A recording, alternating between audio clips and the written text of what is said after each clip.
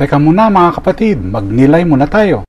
Alam mo ba na ang lalaking blanket octopus ay inaalay ang kanyang isang buong braso sa babae sa oras ng pakikipag-mate na madalas ay hindi na niya muling makikita?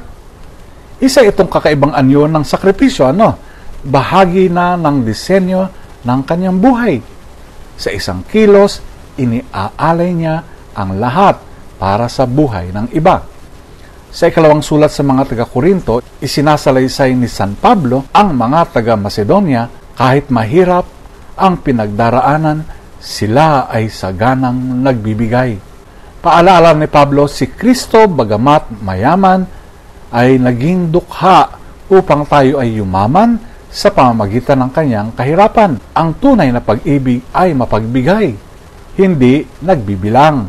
Sa Ebanghelyo ni Mateo, pinalalalim pa ito ni Jesus. Mahalin mo ang iyong kaaway, ipanalangin ang umuusig sa iyo. Bakit? Sapagkat ganoong magmahal ang Diyos. Hindi namimili, hindi nagtatangi. Ipinapaulan niya ang biyaya sa mabuti at masama. Tulad ng pugita, ang Diyos ay nagbibigay ng buo, hindi dahil napilitan, kundi dahil sa wagas na pag-ibig. At tayo, tinatawag rin niyang umibig, hindi lamang sa marunong umibig pabalik, kundi lalo na sa mga hindi. Doon tayo tunay na nagiging katulad niya. Pagnilayan po natin ito.